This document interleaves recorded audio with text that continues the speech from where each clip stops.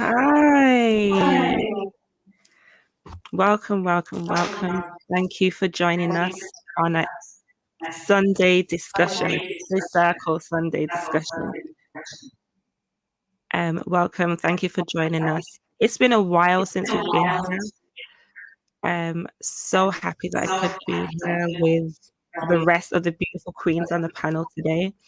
We've got some exciting conversation and discussions with you all today. But before we do get into that, if this is the first time that you're seeing the show, welcome again. Click the like button, subscribe to the Black Eyes TV channel, and follow us on our social media platforms. We're on Instagram at International Sister Circle. And if you'd like to know more about what we do, you can head over to our website, which is www.internationalsistercircle.com. Wow. Welcome, queens. Welcome. We're going to get into the main speaker today. So I'm going to let everybody introduce themselves and we will leave the main speaker for last. So Natasha will leave you last. But my name is Jaisha. I am part of the ISC community. Sorry for the delay, guys. It's a little bit of technical difficulties at the moment. But I am a part of the ISC, which stands for International Sister Circle, which was founded 2019 now. It's all about bringing women together, empowering, living a healthy lifestyle, mind, body, and soul. And we work with a number of other organizations that you may have heard of. So Queen Afua, Queen Diambi. And we're just wanting to do a great work spreading love, not just here in the UK, which it was founded, but across the world. Hence the reason, International Sister Circle. Kaya, go ahead and introduce yourself. Hello, everyone. Peace and love and blessing and prosperity. My name is Kaya French. I'm also part of the International Sister Circle. I myself is an astro numerical analyst. I study the science of astrology, numerology, and I blend them two ingredients together to give you a reading based upon your birthday, your business, your children, just anything but numbers. I just dive into it. Thank you for having me here on this platform as well, too. Thank you. Sister Sankofa. Greetings, queens. Greetings, family. My name is Nahanda Sankofa of Sankofa Rising. Sankofa Rising is a sister circle, a sisters group. It's from ages of 18 and up. And we're basically just addressing ourselves as African women in this period of time, organizing, networking, and just developing community, basically. But also the basis is creating a support network for us all to build off of. I also do youth work, a lot of youth work with young ladies. So I'm in the process of hopefully doing a rites of passage program for young girls. And more importantly, my most important role is I am a mother to two beautiful babies. Well, 17 and 3 soon. So yeah. That's beautiful. Thank you. Would you prefer to be addressed as Nahandi or Sister Sankofa or? I don't mind. Nahanda's fine. Nahanda. Yeah. Nahanda. Thank you, Queen. Thank you for that. And last but not least, the beautiful Natasha, who is our main speaker for this evening, to talk to us about what she does. She is over there in Tanzania, beautiful Tanzania. Natasha, go ahead, introduce yourself. Greetings, everyone. First of all, thank you for having me on your platform. I'm excited to be in the space of women that's doing the work. I am Natasha. I'm representing my business, Wholistic Living Project. I'm an author. I'm a wellness and personal development teacher, end-of-life doula. In a nutshell, I teach people how to live a balanced life with intention and purpose. And I'm so happy to be here and just share the gift that was bestowed on me, if that makes sense. That's beautiful. That's beautiful. Natasha, let me ask you, how did you get into this work? Mm. How I got into this work is through my own, I would say, healer's journey, my own journey of healing myself. First of all, I was a social worker before I got into the wellness work. I was doing mental health therapy. I was doing case management. I was in the community. I was doing community work with the population I was working in was population that was experienced severely homelessness, HIV/AIDS, mental illness, you name it. But I was not thinking about wellness. I was just thinking about, I would say just the regular case management, westernized psychotherapist way of helping people and getting people where they need to belong. And I had a diagnosis. It was 2016. I got a diagnosis that I was pre-diabetic. I had ovarian cysts, and I was obese. So when at that point, the doctor, I used to live in New York, by the way. Now I'm in Tanzania. So at that point, a doctor solution to all these diagnoses was, oh, what's your cholesterol? It wasn't anything that was, I would say, oh, and they also giving me birth control pills. So it's nothing I felt that was enough for what I needed. And I had to go on my own journey of like, you need to figure out your life. You need to figure out your ish. Here you are helping other people, and you can figure out what's your own ish. I had to turn the spotlight on me and go on my journey to figure out what's going on with me. Why was I in this predicament? And I remember watching a British show actually on Netflix about this guy called Joe Cross, and how he reversed health issues through diet and lifestyle. And I follow that same path. I follow that path of exercising, of juicing, and I did it for, I think I got a diagnosis in February of 2016, and by June of 2016 my ovarian cyst was gone, my pre-diabetes was gone, and I lost like 30 plus pounds. And that's when I started to go deeper, I would say, more into the journey. And then I would say I started doing more mental health things. I started seeing a mental health therapist. I would say the following year, well, the same year actually, about my my early traumatic experiences in life and how that impacted me. And those two, I would say, those two tools were the catalyst, I would say, for my journey to start, not only for healing myself, and that's how from there I would say I got into the lifestyle of healing myself. And then the following year I was like, oh, I want to help other people do it too. Yeah. Yeah. No, that's really good. I love that. It started from within. And now when you're going and you're speaking to other women and people out there that you have a testimony to speak of, you can show that this process, this lifestyle works.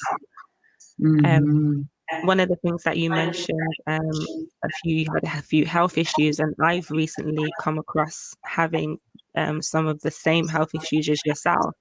And I'm kind of doing that thing now, like, okay, what is my next move? Where do I start? So hearing your story and knowing, or being able to hear another woman being able to turn it around,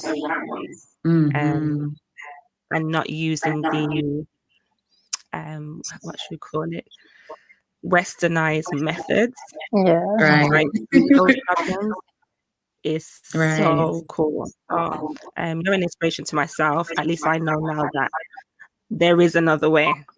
You know what I mean? Definitely.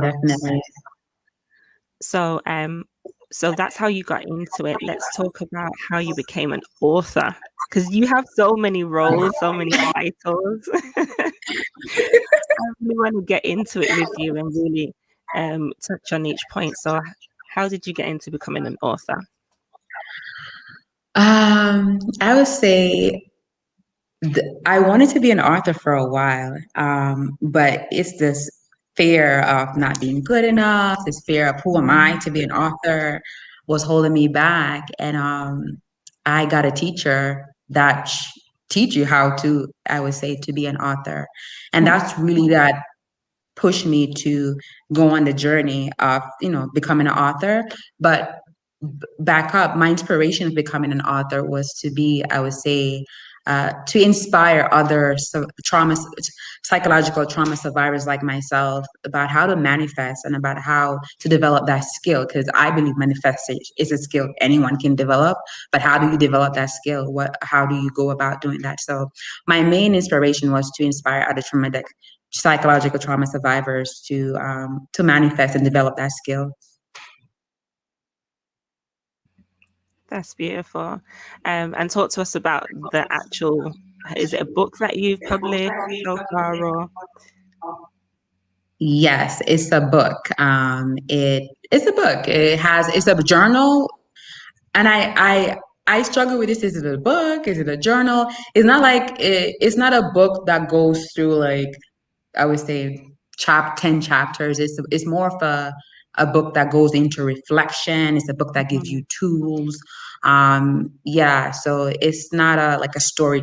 You have some storytelling towards the beginning, but most of the book is about the tools, and most of the book is about you actually doing reflection work. I love that. Ladies, is there anything that Natasha has spoken about so far that you can identify with, like I've done myself?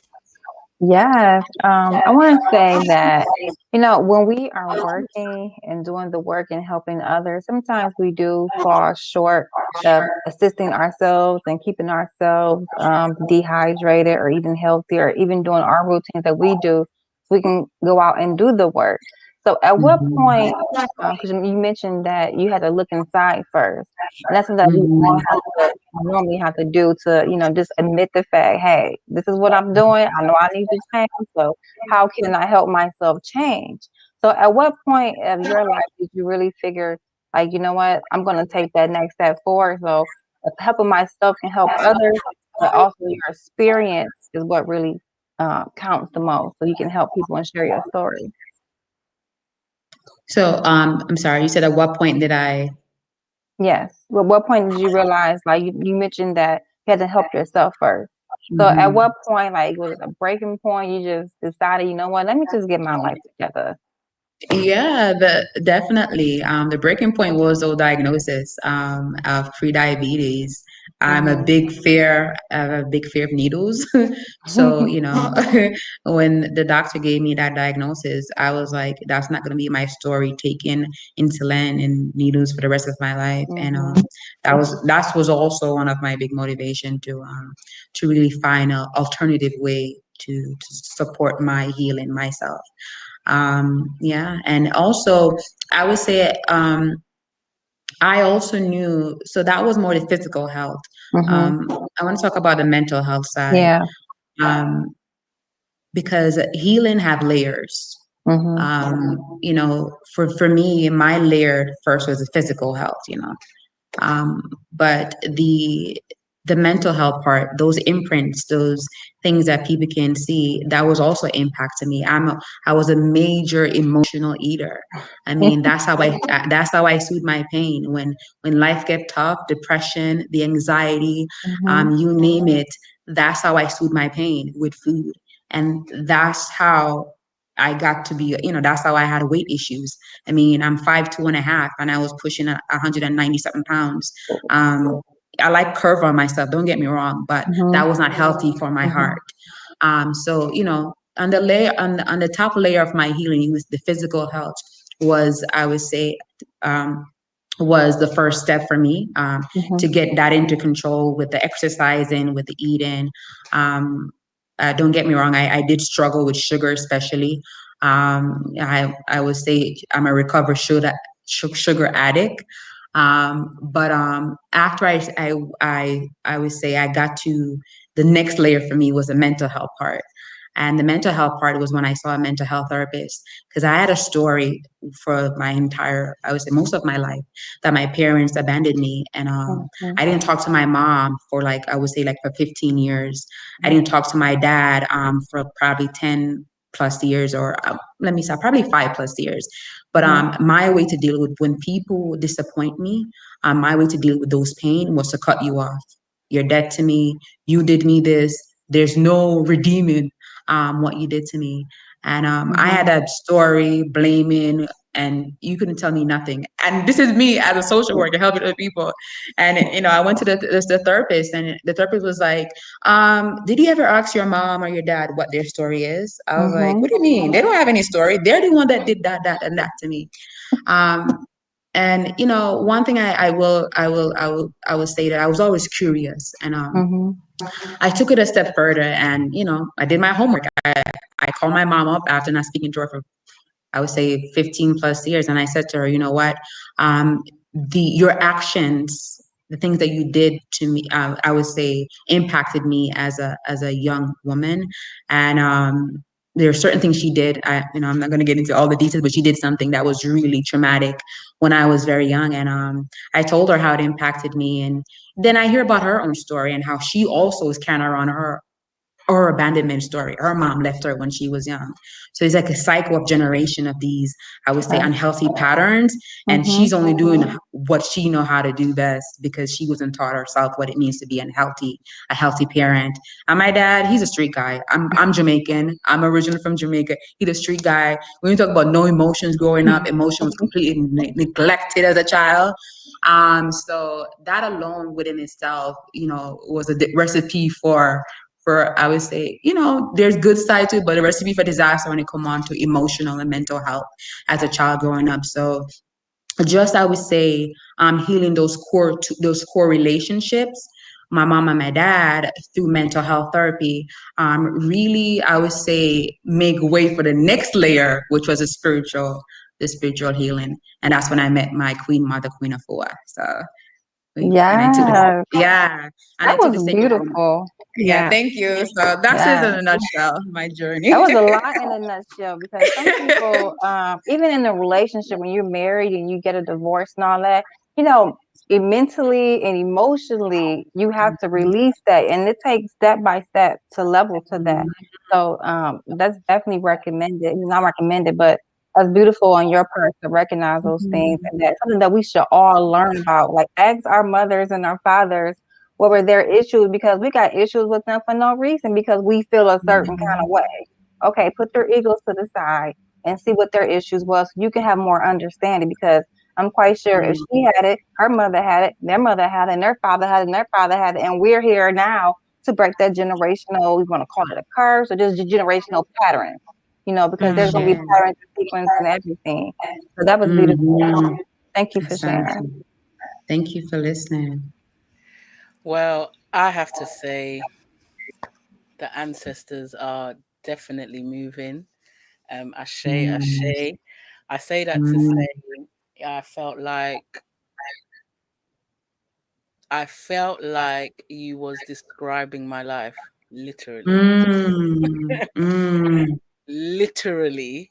There might just Mm. be a few years more than, the distance with your mom, but literally word for word. Mm. So I will be purchasing your book post haste, Mm. and I am definitely on that exact Thank same you. journey. And I was gonna ask the question about that psychological trauma, but I think you kind Mm. of answered it. But if you could go into and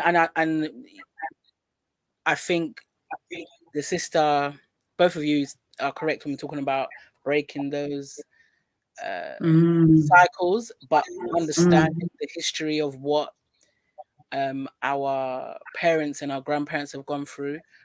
Um, Mhm. when you say you was able to heal it, um, Mhm. is that more of an internal healing or a healing of the relationships? And I say that to say, um, Mhm.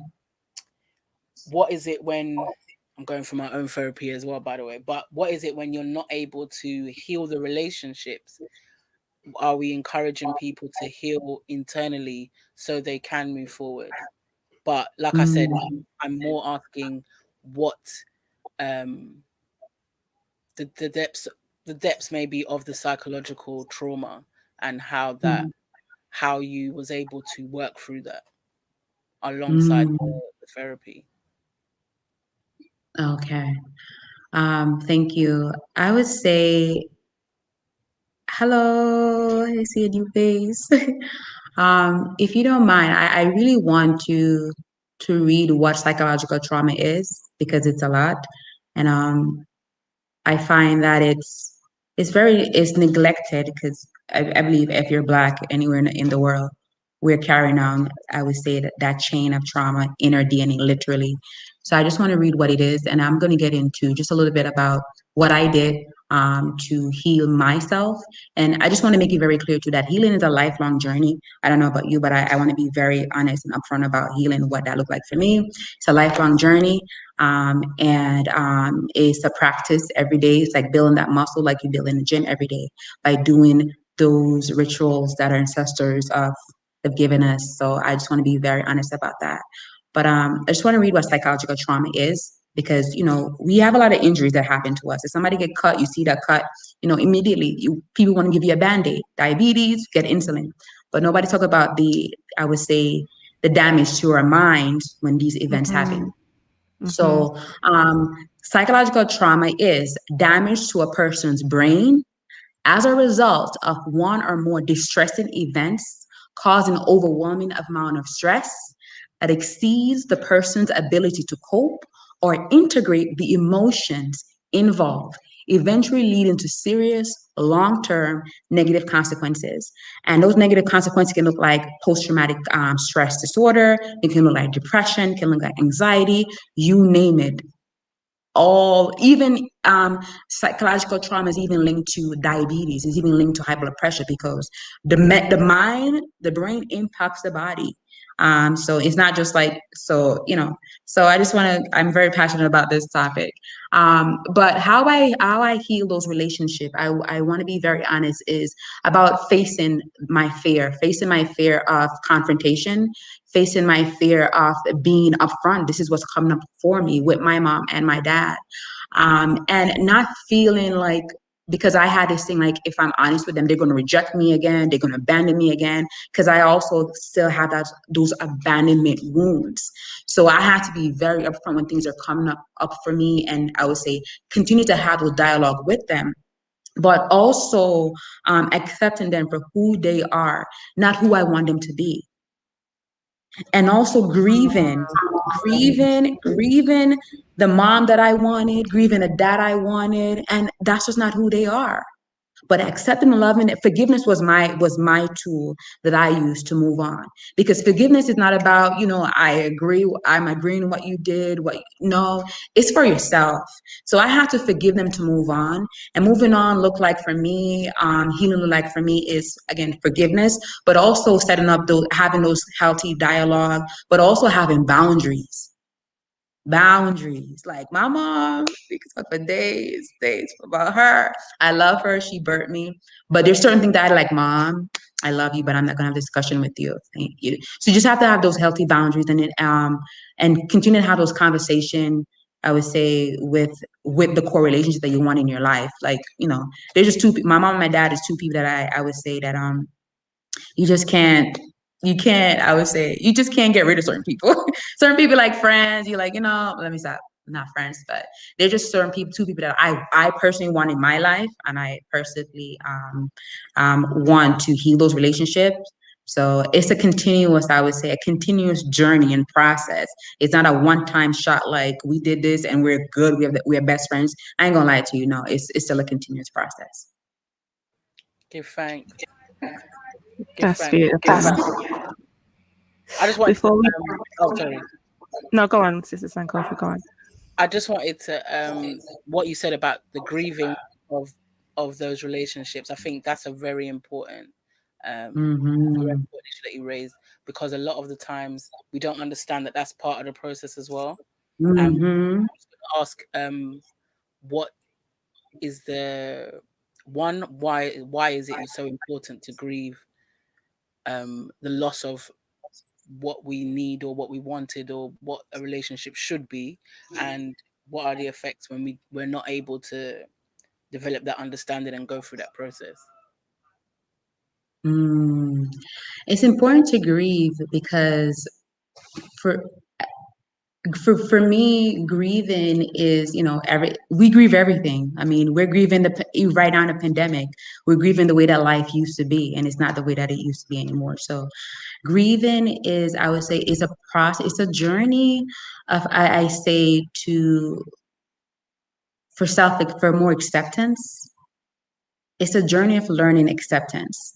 So for me, that's what why it's important to grieve, because when you don't allow things to just be, or learning, I would say that principle of acceptance, you go into many, I would say, many layers of your life, like wanting things to be what it's not. And that's where it causes a lot of friction, because you want it to be that way and it's not that way. And it's tug on war in your brain, in your mind, in your whole spirit and being. So I think grieving allow you a path to learn acceptance, acceptance, acceptance, and also surrender. It's another big thing that grieving allow you to. I say, along in my experience, that it really allowed me to tap into. Give thanks, sorry. Thank you. Before we do go any further, we've got Queen Renisha and Queen Nakima who's joined us. So thank you. Renisha, do you want to go ahead and introduce yourself?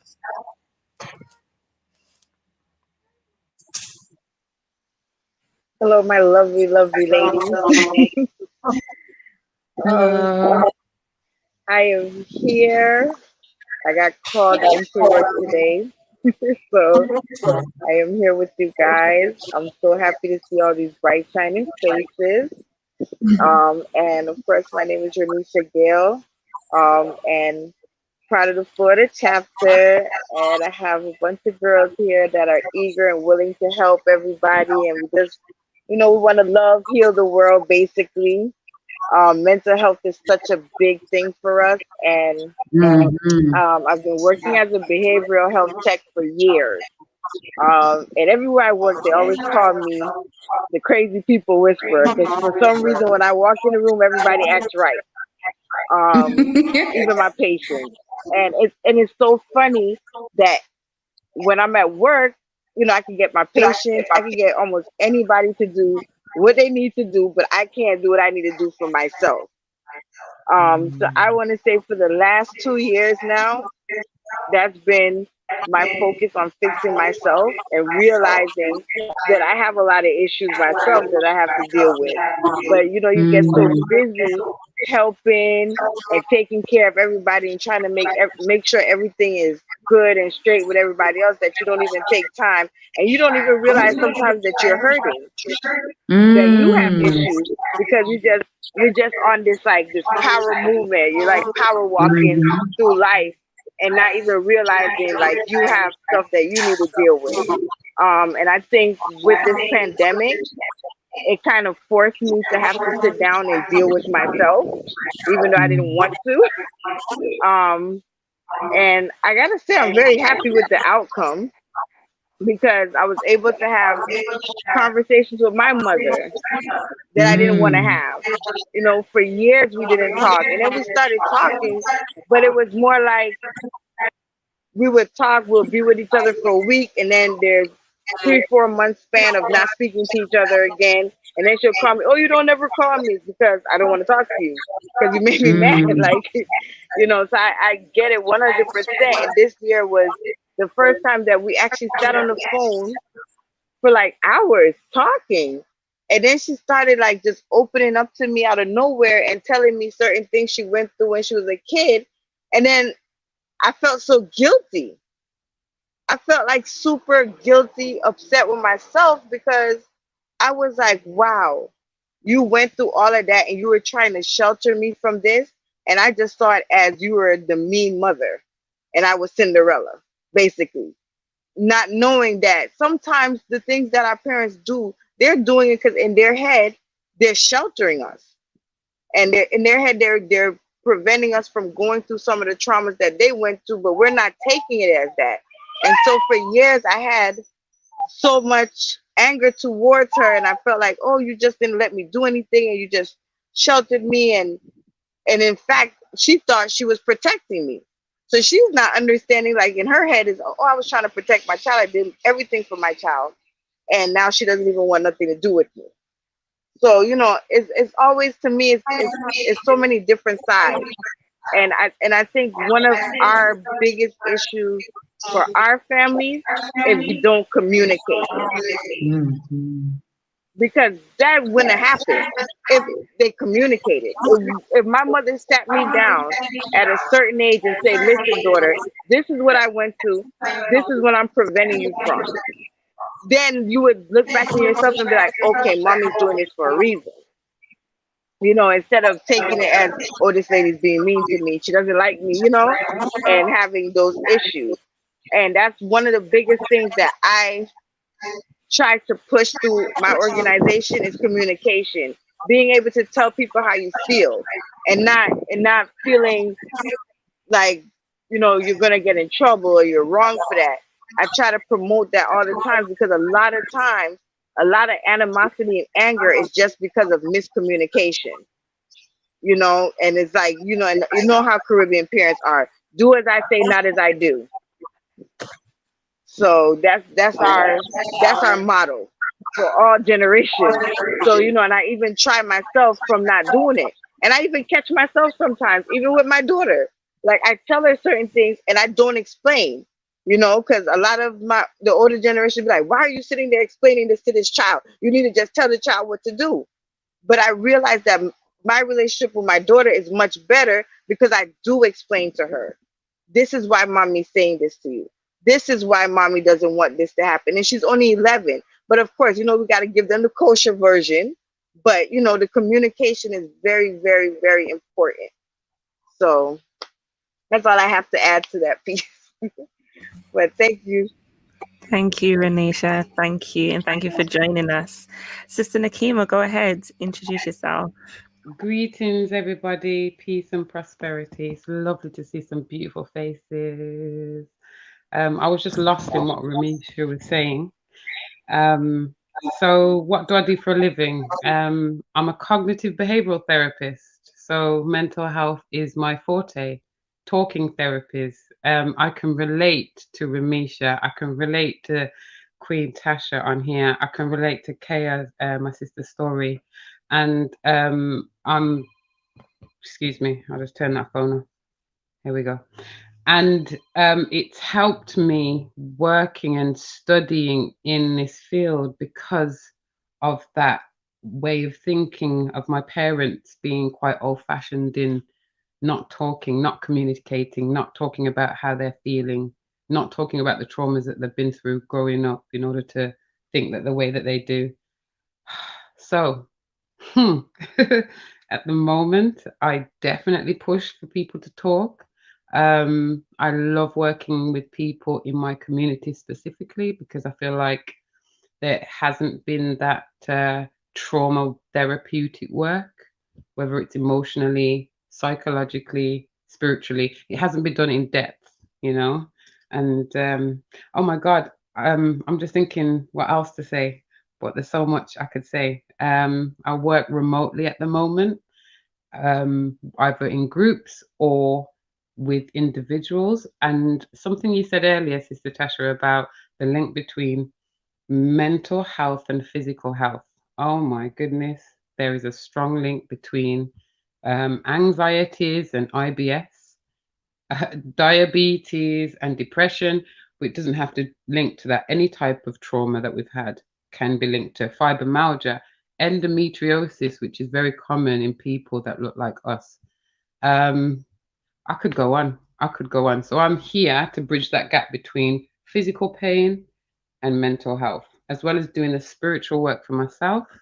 I've been on the Sacred Woman Queen of Four program. I'm so like, and I'm still doing my training, my internal work. And yeah, I'm here for everything that's going to help my community, my people, women, men, children, and others as well.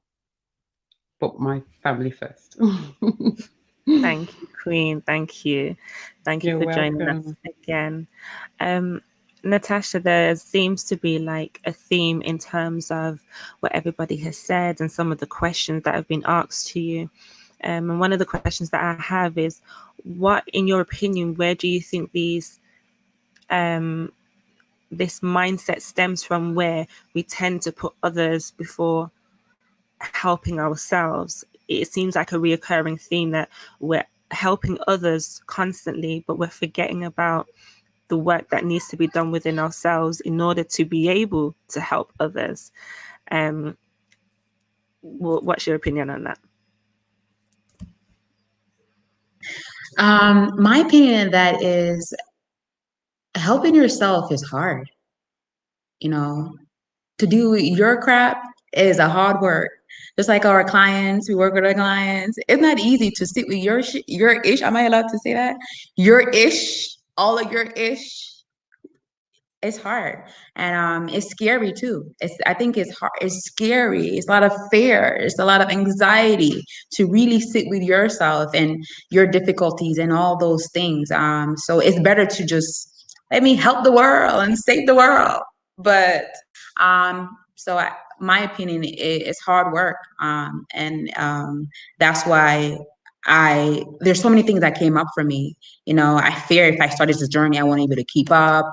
I fear if I started so many, I would say, intrusive thoughts, different things and emotion that came around me, going around this path. But I had to commit to it. I had to commit to the journey. And it's not perfect. When I fall off, I get back on. And so I think that's the reason why people rather, and especially as women too, let's be honest, we've been programmed to be the caretakers, the nurturers of the world, of, our families and people, and Mm-hmm. people please, people please, people please, people Yeah, please. We could talk about that for days. So that's one of the biggest things.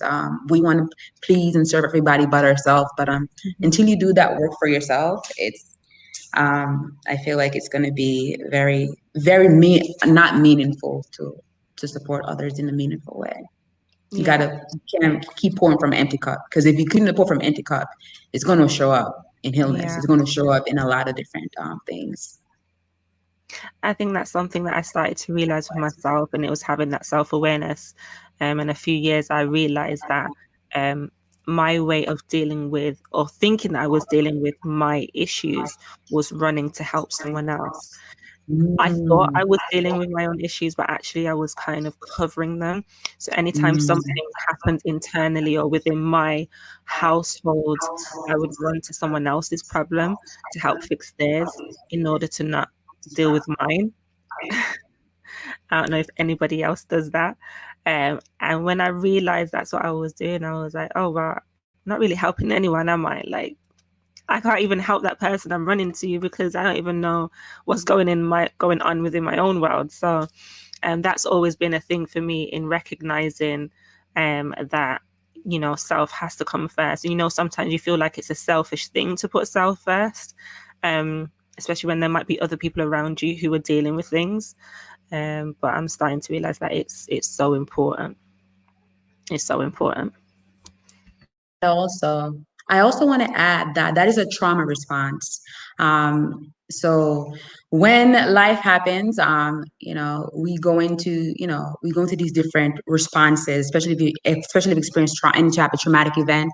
And I want to be very clear what traumatic events are, because you know everyone experiences trauma at different events. It can look like on the extreme end, rape, war. It can be as basic as poverty. Can be look like you being embarrassed in your class, and from that day being embarrassed, you avoid certain places, certain people, certain spaces. So when traumatic, and again, it's not the event that dictates that is trauma, is how you internalize it.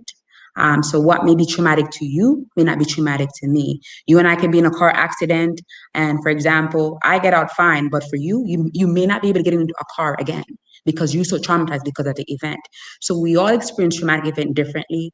But I also want to say, as Black people, we have those traumas, ancestral traumas too. So that's a whole other layer of it, generational traumas.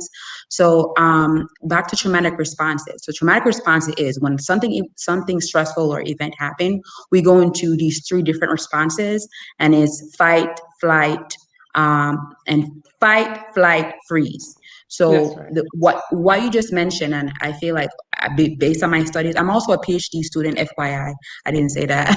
I'm doing a lot of research, but I took a break from that now.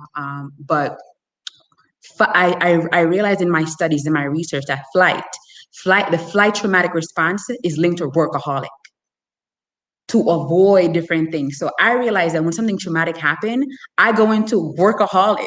I go into work, work, work, work, work, work, work, work. I don't want to take a break, because if I take a break, I have to deal with my ish. And I've seen that with a lot of women, a lot of Black women, where we avoid. I call it escape. I think it's called escapism behaviors. We numb it away, maybe on social media. We numb it away with working. We numb it. We numb away the real issue, because it's safe. We go back to what is safe, because those events, those unpredictable events, cause hacking on our entire body, our entire being. So I just want to link that to, yeah, to what you were saying. No, that definitely makes sense. Thank you for that. Um, that sounds like me. I'll just work, work, work, or do something to keep my mind off of having to This. deal with Mhm. whatever the issue is. So yeah, thank you for that. Is there any other ladies who wanted to touch upon that point? Yes, I wanted to say that was a very good thing, because we always running from something, and we go back into what's comfortable. Like, that's going to help us even more. That's going to put us in a more even bigger situation that we are putting ourselves in. So it's like, you know what? I just got to hold myself accountable for what I'm doing. That's the main thing. We don't never hold ourselves accountable. We rather blame somebody or point the fingers at somebody else. But really, internally, you need to look inside yourself, look in the mirror, and fix your issues, because it's not going to get any better. Don't keep running in Mhm. circles. So why just stop and be in the center, and you know what? Just take it step by step and just do it. Mhm. I had to do the same thing too when my mother made her transition. I had Mhm. times for grieving. You have to really step away, step aside, because you don't know how we are being affected by the pandemic and the transition of our loved ones, and already the issues in the house. You got to teach kids, whether you're homeschooling or anything. Like, we, and as women, we are like the back burners for a lot of things in the world. Even to the nucleus is our family. Everybody call on us, depend on us, to bail them out and everything. So we have to have time for ourselves.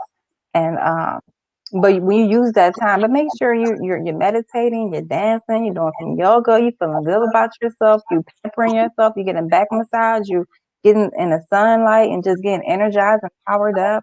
We have to really um, restore ourselves in a more Mhm. different way, to have a new different perspective on life. Because you keep having Mhm. the same perspective, you're gonna keep going on to the same pattern. So it might as well, like, what's why you change your lifestyle for? It's not gonna be consistent in what you do. So Mhm. I just wanted to share that. Thank you. Thank Amazing. you. Um, what I wanted us to speak on next, if you mentioned it at the beginning, and the work that you do with being a transitional doula. Mm. So talk to us about that. So that's another hat that I wear. And that was birthed out of my own trauma. Because when we think about grieving, we think about, at least for me, and I let me speak for myself. I thought about when somebody died, that's the only time that you grieve. But grieving is so many different events that cause you to grieve. Moving is a grieving period. Hello, we're in a pandemic. That's another. We experience collective grief. And I had a relationship. I was in a relationship, and it ended. It was a 2-year situationship, I call it. Ooh, child. A 2-year situationship that ended, and my friend told me, like, you're grieving. I was like, I'm grieving? What do you mean I'm grieving? And I'm a research junkie, so I went into my own my own analyst of, oh my God, I'm grieving. So I go into the own process. I started mental health therapy again. I got back into my normal way of, I would say, doing things, the meditation, the looking up of like what grieving is, and just going to the layers of the different grieving stage and so forth. And then I was inspired to also want to help others. So I got I would say certification in end of life doula because I saw there was a need in my community. Because also when I was working with a client, um, a client of mine too, he was grieving his mom that passed away. I would say probably 2-3 years ago, and it's like it happened yesterday. Every time that we go into the space, he was talking about like it happened yesterday. And I remember also, there's so many stories I have. I remember also when I went to Egypt that year, I saw the way that our ancestor they celebrate death. They celebrate transitioning to the next cycle. It wasn't like this finite and be all thing. It was, you transition into the next realm. And I mean, one of the temples you see, like they buried the king with everything their belongings. It was, to me, that was like a beautiful perspective to see end of life. And I wanted to somehow, I would say, bring that into my practice, that way of seeing end of life. So I got a certification around end of life doula. Because I want people to really start thinking about their end of life. I mean, I feel like, when there's I think a quote that says, when a baby dies, well, I'm sorry, not baby, when a baby is born, we celebrate that. But when somebody dies, like, is like crickets. This very this very taboo topic in our community. Nobody talk about debt. Nobody even want to have even life insurance. Nobody want to even have that in our community. So I wanted to be in that space of being I would say a champion for, let's talk about this. This is something that it's a guarantee that we all going to transition. Let's start planning it. Like, how do you want a burial? Do you want to be cremated? How do you want to be celebrated when you're transition? But also more importantly, what story do you want your children or your family or whosoever to remember you about? So I want to be part of that. I would say part of that space of people that are really talking about it, but it's also giving people practical tools to celebrate their end of life, and also have it in a holistic way, because especially with COVID-19 happening right now, I feel like there was no holistic care for people who were ending. I feel like it was just simple, oh, you're dying, let's just give you things for your pain, and it wasn't really holistic. So there's so many things you can help a person that's dying. Tell them a story.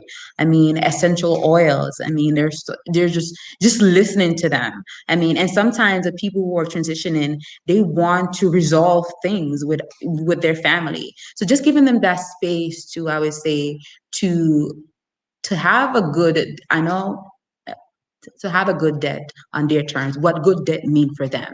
So for me, that's what end of life, that's why I got into, I would say, that space. Yeah. So would that mean that you would speak to anyone who was interested in wanting to be able to get into that space and start planning that for themselves and what that would look like for them? Or is it someone who maybe would be terminally ill or already has an illness? Or can it be anyone? So the two part, because there's many layers to end of life. The two parts that I'm most passionate about is the part that, one, I sit with you to tell your story. I sit with you to create your story about who you are before you transition. And another part that I deal with is the grieving part. So those are the two specialty that I focus on: the grieving and helping the person that's transitioned to tell their story. And also I would say, if you have any unresolved relationships, I can also support that person with that part. So there's many parts to it, but those are the two parts that I'm passionate about. Love that. Love that. While she was speaking, I was looking up, like, there was something that you touched on. You said when we think about grief, we usually think about when someone's passed away. And I Mhm. was then thinking about my own experience in terms of, okay, what does grief look like for you? Um, Mhm. I feel like it's important to, as you said, look into that, because all of us might be going through something that we're not really pinpointing it as grief, and we're not Mhm. going through the motions to actually deal with it. So, like you said, you was in a situationship, and your friend said you're grieving. You're like, grieving, because I would probably think like that. I'd be like, oh, it was just a relationship. Like, I'm not Mhm. grieving, but Mhm. you really are, because you had this emotional connection with someone, and now Mhm. that bond has broken, and Mhm. therein lies the grief. So, um, ladies, what does grief look like for you? And are you the same? Have you acknowledged that when you lose something, whether it be physical, whether it be emotional, that it is actually Mhm. grief? Let me know your thoughts. I want to chime in on this one. Yeah, I think Sister Natasha, Queen Natasha, you mentioned that we can grieve many Mhm. different things, like relationships, like family relationships with mom, Mhm. siblings, work, home. Oh my goodness. And I believe that we all have processes of this stage of grief that they put out there. The anger, the guilt, the denial. But I argue that we don't necessarily um, grieve at this, like it doesn't go in chronological order. So you can switch from guilty to angry, go back to guilty, come back to anger, and then go on to something else. So if we are introspective, if we are reflective of ourselves and our behaviors, our thought patterns, that mental or mind bully that we like to sometimes give attention to, that criticize us and tell us that we're not good enough, tell us that we're a burden, tell us all of this negative thing. If we're um, mindful of it, when notice it, then what we can do is look at ways in which we can change our behavior, or just be feeling in our feelings that day and not having to push to try and to be positive. That's one of the things I teach people or remind people, that sometimes trying to push for positivity can actually make you feel even worse when you don't achieve it. So maybe just being in the moment, feeling those feelings, there's a way we can purge. There is a way people might sing or dance or write or be creative in any type of way. So that self-compassion, I ask people to look at the five senses: touch, taste, smell, sound, and sight. Engage in regulating your emotions, you know. I hope that makes sense. Amazing. Absolutely. Definitely, Mm. thank you.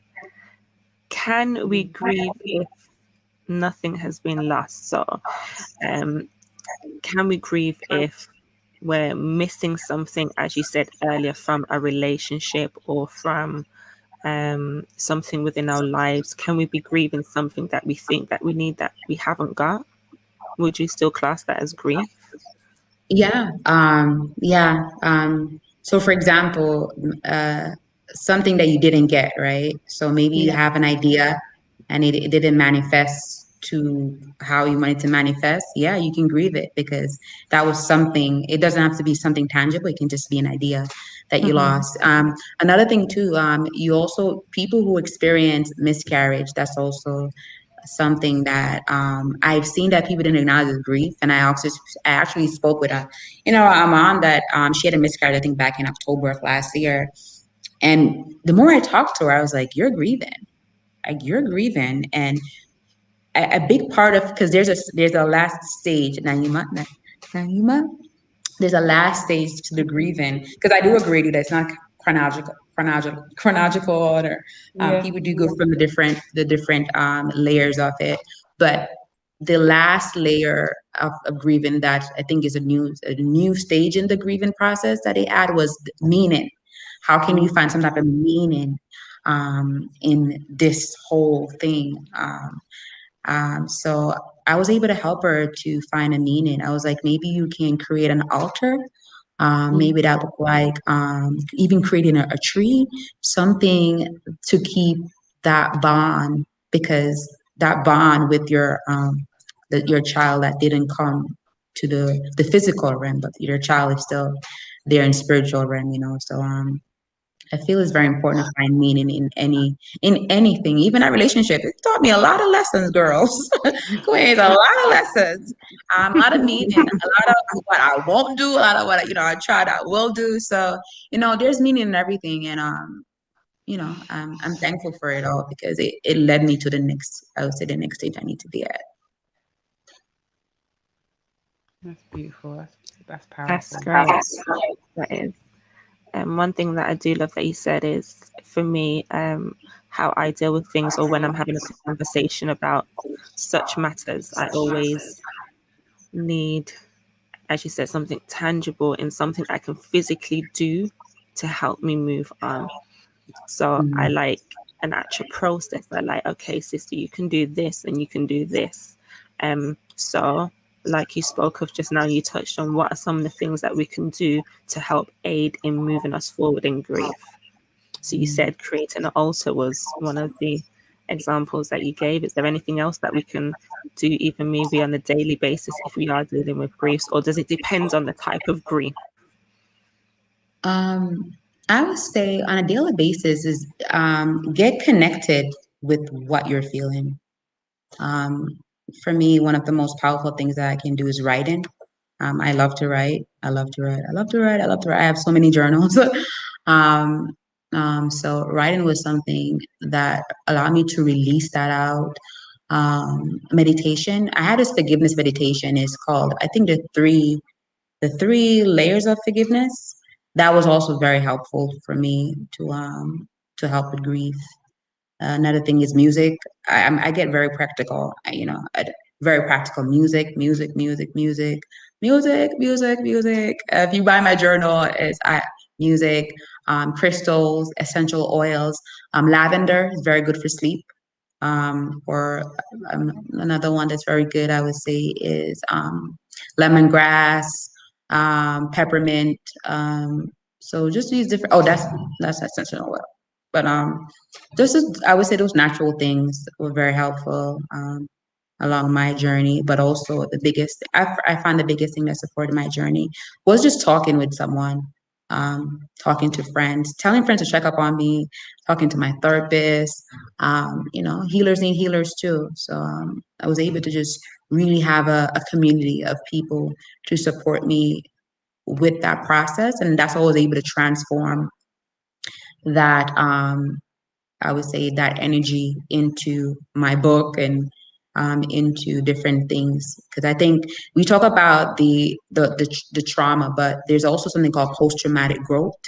And it's shown that people experience trauma. Some people, I'm not saying everybody, but some people, we have this growth where, when you lose a loved one, for example, if you lose a loved one, it teaches you to be closer with your family. It may teach you how to be more spiritual with yourself or with others. So there's a lot of growth. Even though there is trauma in the events, there's also growth in the event too. So you can tap into the growth and just transform that energy.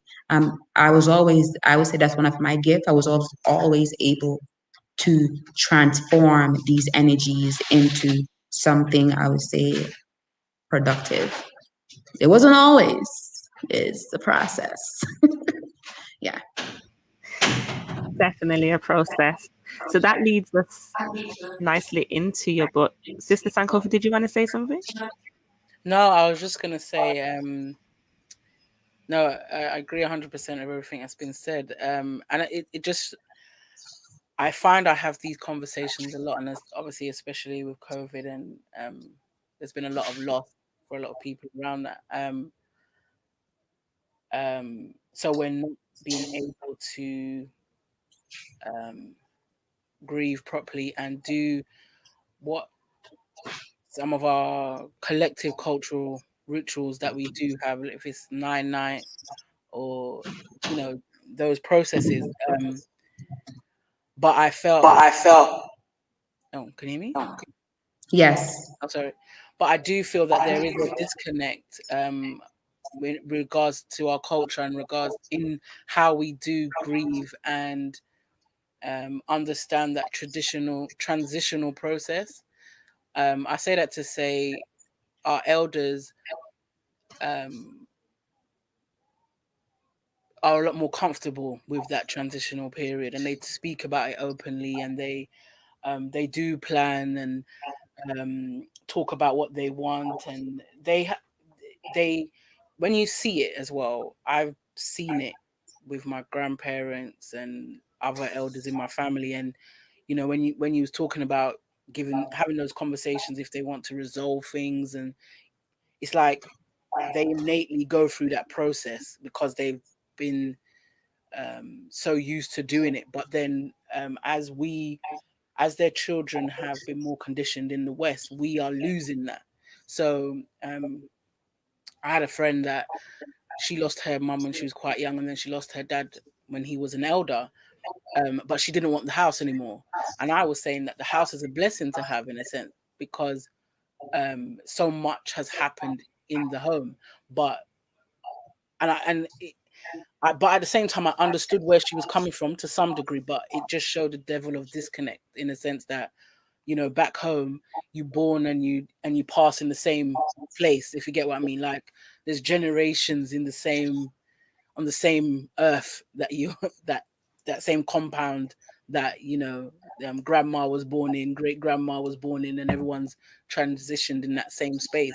So it's like family land, if you get what I'm saying. So but she didn't, because she was raised outside of that, she didn't understand it. And it's um it's just something that's becoming more apparent, especially as the generations get younger. There's a wider gap in understanding the importance of a transitional process.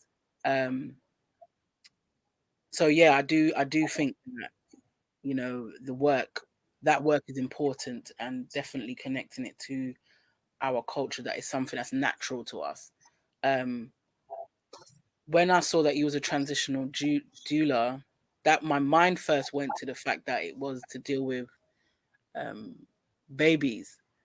It wasn't Mm, that it was a holistic transition, if that makes sense. So when you mm, spoke about your partner, um, that I instantaneously, because I went through that process as well, um, and I was with my daughter's dad for a long period of time, and it was a long period of time that I was grieving, but I didn't know that that's what it was until mm, latter stages, if you get me. Um, so yeah, I just think now as we grow and we learn and develop, I think it's so important to broaden that transitional conversation. So one, reclaim the cultural part of it, but broaden it and understand that it is um, it isn't just the physical passing. mm, It's a lot more than that.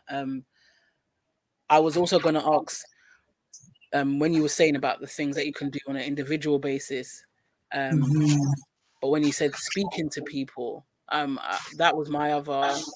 That's what I was kind of waiting for you to say. What's the importance of having that physical support network um, when we are dealing with transitions in that sense? Because for me, um, when I realized I was grieving and transitioning from my relationship, my sisterins was a big support network for me and helped me stay balanced, because it can be, you can be all over the place at different points. How mhm. important is it to have um, people to, yeah, to help that healing process and that transitional process? It's very important, and thank you for sharing your story. It's very important to, I would say, to have a space to release that energy, because if we keep that energy in us, it can manifest in so many things. I remember we was talking about how the physical, in the mental impact the physical. That's how those build up emotions can impact the physical if we don't release it. That's where you will see it. I think heart disease is the number one disease that's impacting women, because and our disease is linked to, it's definitely linked to lifestyle. And I believe firmly it's because the heart is so backed up with all those, I would say, those emotions, that energy, that energy that didn't get the space to release. So one way to release is to talk, but not only talk to anybody, because you need people who are, I would say, who are safe, because um who are safe to speak with about these things. So I just happen to have a friend that who's also is a therapist. And also I paid for my own therapist, I have to be willing to invest in myself as much as anybody else. So it's very important to have those safe spaces to release. And I also had a writing group. I realized, yeah, I had a writing group, that also, just to talk about anything that was happening and just write about it. So that was also helpful. And by the way, I'm also a sacred woman practitioner. So I also continue to have that sister circle that, yeah, I don't need to say more, because that circle, everything I need is in that circle. I swear. Every month we have a call. Even after you graduate the program with Queen Afua, every month we continue to have calls and to stay connected to the sister circle. So it's like you have a tribe for life. Put it like that. Of women. There's just on the path. Yeah. Yeah, and I think that's the main, because I think a lot of the time, obviously we do need to do, that goes without saying, that individual work and Mhm. what we need to do we're in our own space to maintain us, because on the real, that's when it's most difficult, when you are by yourself. But Mhm. um another reason why I started my sister circles was for that reason, that we have to unload. We have to have that safe Mhm. space to unload, and to feel and to Mhm. be uplifted, and in the same at the same time. So to be able to release and to be risen up, and have, um, and feel comforted and, um, safe. So, yeah, I advocate sister circles all the time, knowing that we have a protocol with them. So it's good that, you're promoting sister, um Afua circles and her programs, because it's a you've gone through a process together, so you can trust in each other, and that, yeah, this sister's on this level because she knows she's gone through this process. And so, yeah, it's just important. So give thanks, sis. Mhm. Vulnerability is strength. Thank you, sister, again for sharing your story. Natasha, I wanted to go through your book. We was able to touch on it a little bit. So your Yeah. book is a Neurocosmic Manifestation, an 84-day interactive guided journal. Yes, Why a yes, yes. journal? Why did you want to do a journal? What is it about journaling that you think is important for people to do? Okay. So journal was my one of the very first tool that I tapped into as a child. Because I didn't feel safe to share my thoughts with anyone growing up. Again, I live in a Jamaican household. I remember one of her sisters talking, and a child just do as they're told. So journal is one of my safe spaces to go to. I look back at one of my journals that I wrote in when I was like 13. I was like, what were you thinking? But anyway, so journal is one of my safe spaces. So I got this idea about, I wonder what I would look like if I created a journal around manifestation. And that was my inspiration, my love for journal, but also how do I bridge my love for journal with my love for manifestation. Because a lot of people see me and they're like, Natasha, you doing a lot, how do you accomplish all these things? Like, how do you accomplish this? How, because I grew up in a very traumatic household like everybody else. I grew up in poverty. I mean, I was on food stamps. You name it. I've been to jail. So many things happened in my life, but still, I was always able to, I would say, again, one of my gifts is to always to transform these energies. So, I bridge my love for journaling with manifestation. But my target audience was for psychological trauma survivors, because I would speak to so many people like myself, and they, like myself, we have unfinished products. I mean, I had 2 unfinished book that I was writing before this book that came out, and I spoke to so many people and was like, I wanted to do this and I started, but I didn't finish. But there's a layer to that why you didn't finish, because people experience trauma. We The part of our brain that deal with planning and organizing, that part of our brain is impacted. So our brain have three different sections that they call it, the brain stem, and that's the first part of the brain that have to do with movement and survival. Then we get into our emotional brain. And emotional brain and limbic system, that part of our brain is severely over sensitive because of traumatic events. And then we get to the frontal lobe. And the frontal lobe is very, very underactive because of trauma. And that has to do with planning, the organizing, language learning. So the best way to help your frontal lobe is to develop. So you have to learn the skill of, I would say, manifestation, the skill of manifestation your goals. So I was big on goals, I was big in manifesting, but how do I teach people the skill of manifesting your dreams, your goals, whatever that looked like for you. So the journal get into literally how you, I would say, how you develop that skill. Give you many tools, many, I would say, educational things about, I would say, about the moon cycle and how to use all the tools that I've used to manifest anything in my life. I put in that journal literally, from the moon cycle, from music, from crystals, from different stories, shadow work. I mean, it goes deep. I mean, any type of neuroscience thing that I'm a junkie for, I also put in there. It's a, it's literally for people who, I would say, because the reason why I say 84 days too is because, just like a baby, think about a baby. When a baby is coming into life, they need a safe space. They need an incubation period, right? So your dreams, your goals, your desires, they need that space. So this is what this journal is. It's 84 days to have this one thing, this book, to put all of that in there, but also you get through the different layers of how, I would say, different layers of manifestation, and different, I would say, different tools, I would say, that I've used. So I hope it covered that in a nutshell, how to align yourself and so forth. Yes, thank you. So one of the things that you said is that you started journaling from a young age, and I want to say most of us on the panel today will probably say they did something of the sort when they were younger, because I remember doing that. I didn't call it journaling at that time. It was just a diary where I kept my thoughts, and as you said, I didn't want to share it with anyone else. And I feel like that's so important now to understand that.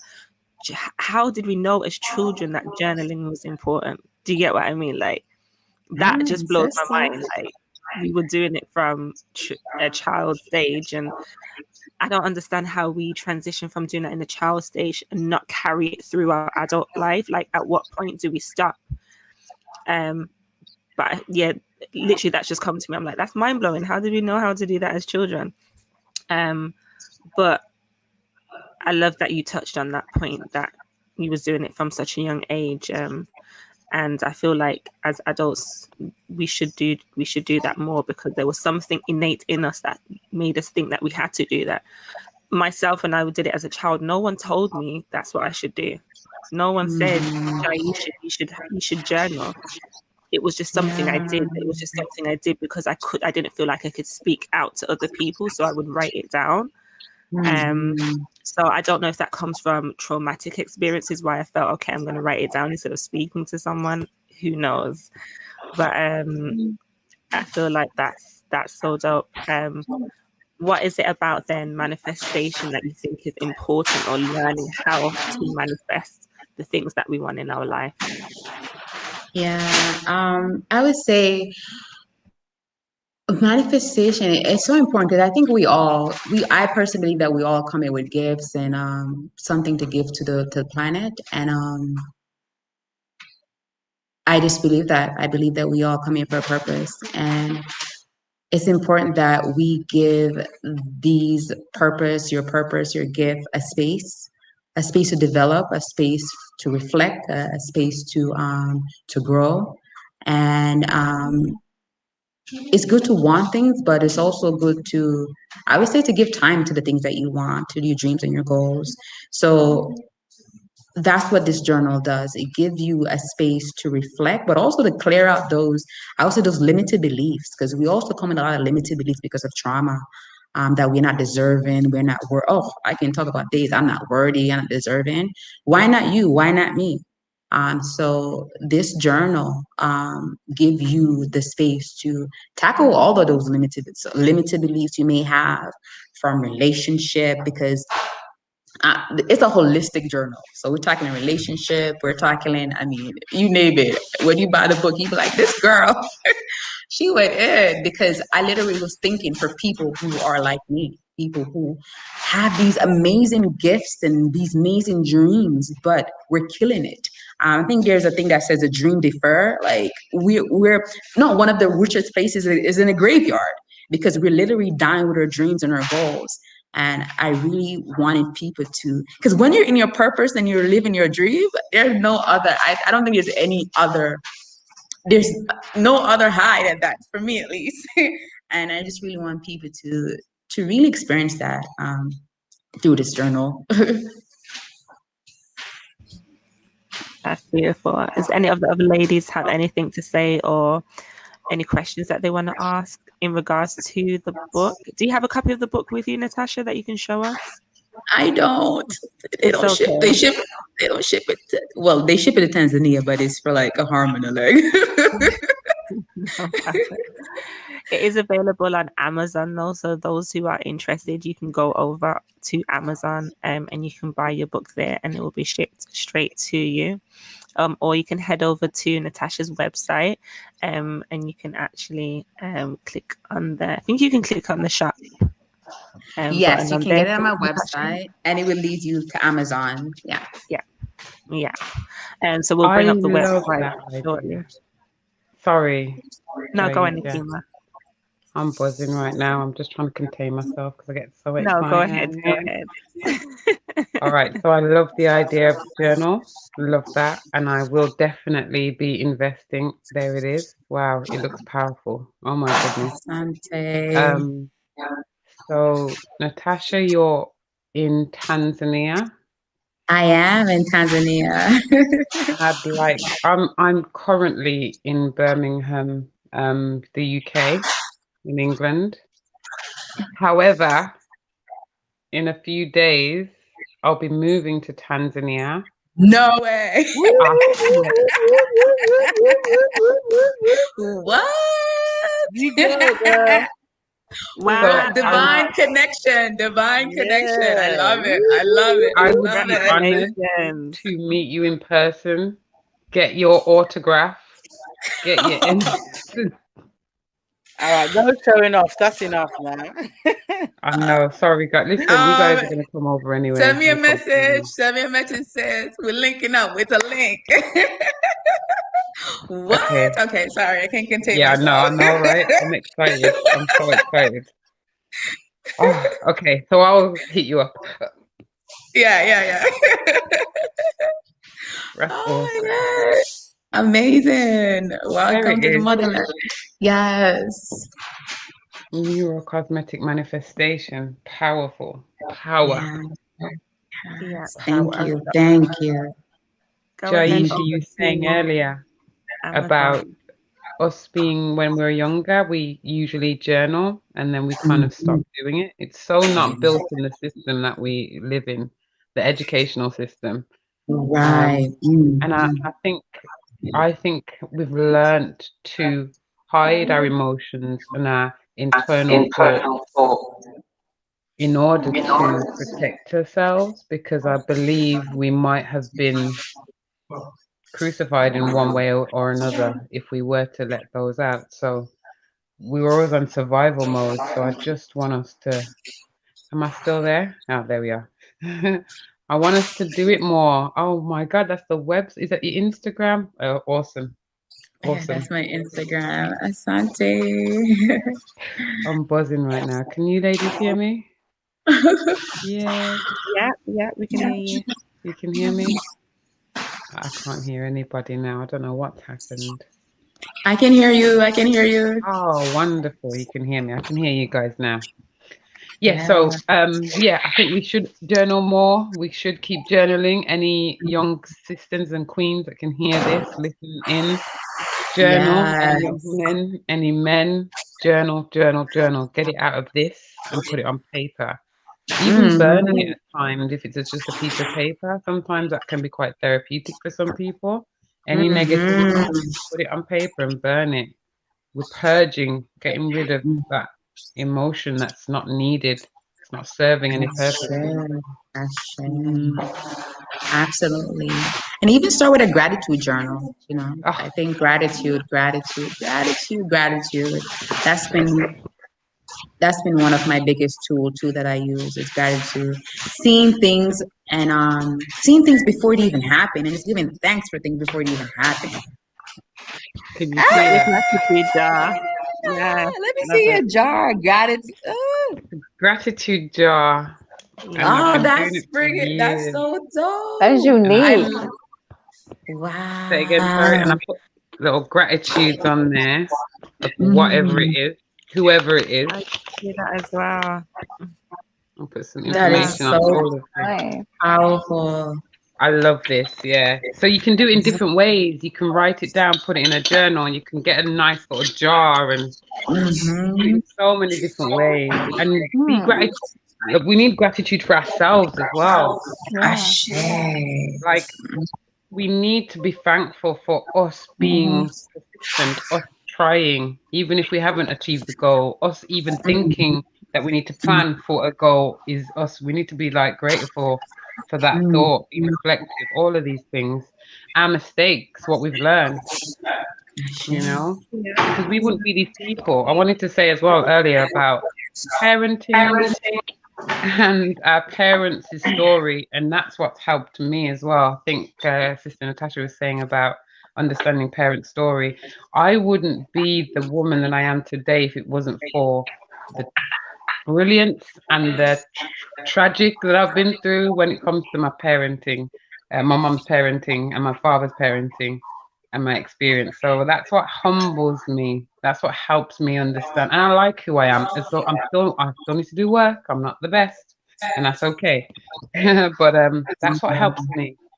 I like to share that I don't have the best relationship with my mother at the moment, bless her. And it's better with my father, but it's yeah, my mum and my father has broken my heart over the years, and I've had to Mm, do that chakra work, that work at the heart chakra. I've had to do mm, it, still do mm, it, mm. But it's okay. It's okay. It doesn't mean that I'm never gonna get healed. It just means that there's a process to go through, and that's okay. It's okay. Ashe. Ashe. Powerful. Sorry, I went off topic a little bit. We're talking about gratitude, I think. No, it's No, it's definitely intertwined what Mm. we're talking about. Thank you for sharing that. Yeah, I'm gonna get that. Yeah. yeah, Sante. Oh my goodness, this is so divine. So divine. it is. It is. Thank you for sharing with us, Nikima, and congratulations on your move to Tanzania. Yes. Oh my God, that is so dope. I You're gonna can't have to wait. come and see me, Daisha. I know. I'm Sankofa Rising definitely Queen. I've just met you, but you're invited too. I'm Manisha, coming. I'm hey coming. girl, you already know my girl Kay is already there with me. Yeah, you're all invited. Come. I've got a that's so couple. I've got lovely. a sister in Birmingham as well. I have a strong feeling you might know her anyway. But Birmingham strong. yeah, I love Birmingham. But yeah, I got a sister in Birmingham, and she was telling me that Janine's there, and Janine might be doing a yoga retreat, so she might be Ooh. trying to get out there soon as well. But quite a few people Ooh. have repatriated to Tanzania in the last 2 years, I think Yeah, she said. Yeah. So she said a she's lot of people looking. here. Yeah, she's Uh-huh. looking to go. So I am.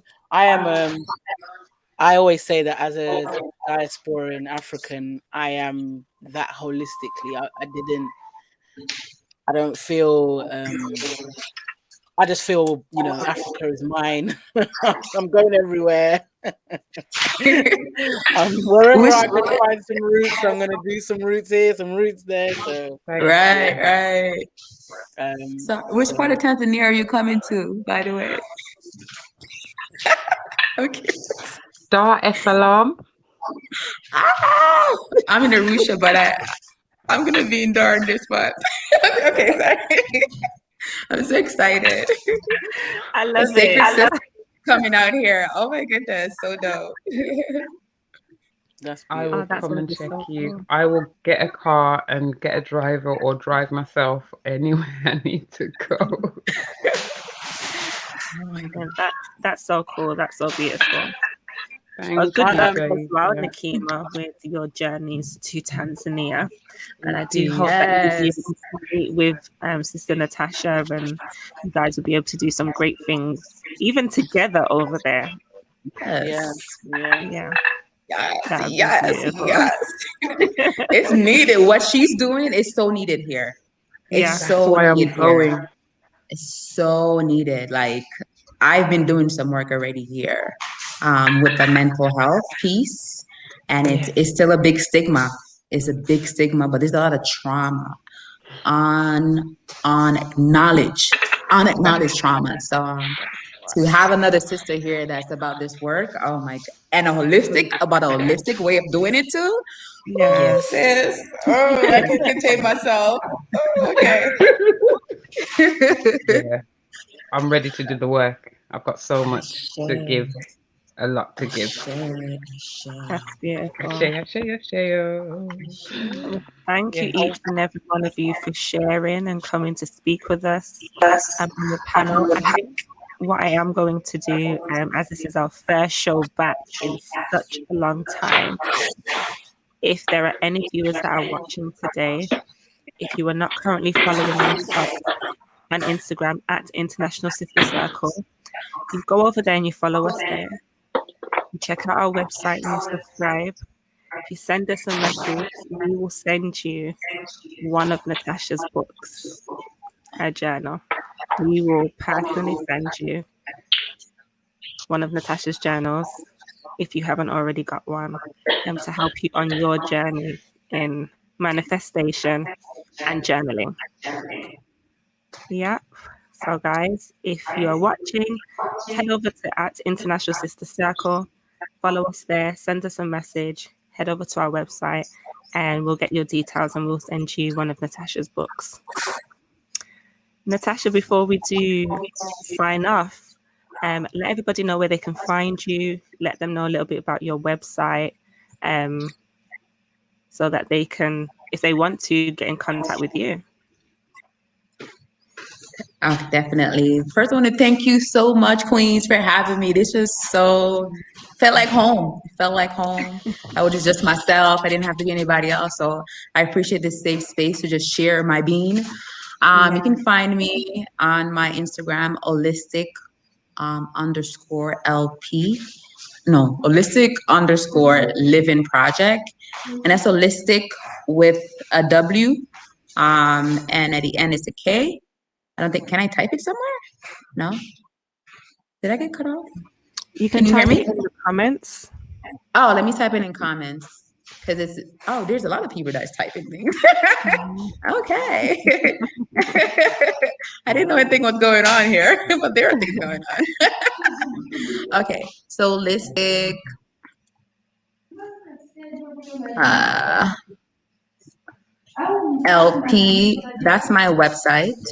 You will see my journey and the work that I do and how you can work with me because I also do I would say individual work. I also do a lot of group work. I'm also trained to do group work.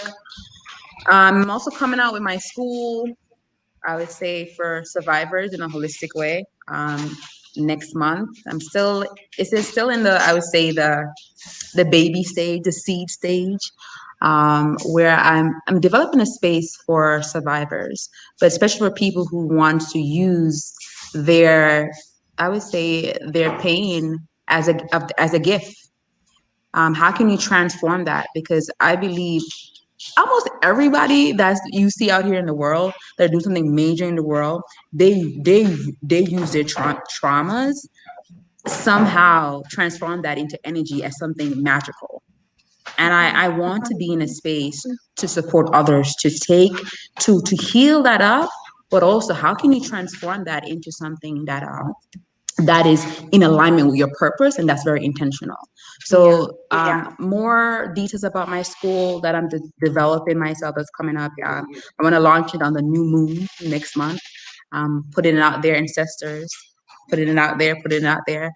So that's my website, and my Instagram is Wholistic_living project.